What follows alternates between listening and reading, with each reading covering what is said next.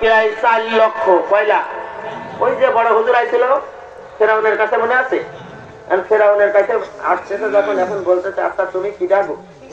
এত বড় জুব্বা টুপি মাথায় দিয়ে এই রকমের অবস্থা, সাদা দাড়ি, এই পৃথিবীর আমি হলাম নৌজ দেশের বাদশাহ সাহেব, বড় হুজুর আমি।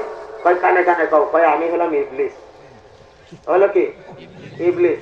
কয় তুমি আমার কাছে এসে এই সুরতে, মুসার কাছে তো যাইতে পারবে না। কয় এই সুরতে আমি মুসার কাছে জীবনেও যেতে পারবো না, গেলে থাপড়াইয়া আমার হারে কান গরম করে দেবে, আমি যেতে পারবো না। তবে তুমি লোক পাঠাবে এই সুরত দিয়া। কিভাবে? শয়তান কোনোদিনও উলামা একরামের সুরত ধরতে পারে না, পারবেও না। নবীদের সুরত কোনোদিন শয়তানের চেহারার মধ্যে আসতে পারে না। নবীর সুরত, নবীর লেবাস কোনোদিনও শয়তানের চেহারার ভিতরে আসবে। এখন মুসা আলাইহিস সালাম, ঘটনা কিন্তু সামনের দিকে আছে।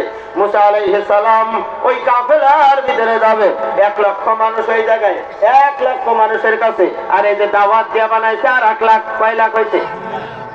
মোট হইল কয় লাখ? 2 লাখ মানুষ। সবার কাছে মুসা আলাইহিস সালাম বলতেছেন ওই মজমার ভিতরে যাইতে হবে, আমাদের কি খালি হাতে খালি পায়ে গেলে কি চলবে? কথা বলেন, খালি হাতে খালি পায়ে গেলে কি চলবে? ভাই এখন আমরা ওই মজমার ভিতরে যাবো, ফেরাউন এত বড় একটা মজমা করেছে, ওই মজমার ভিতরে যাবো। এখন আমাদের চাইতে হলে প্রস্তুতি লাগবে, কার কাছে কি আছে এইগুলো বার করো,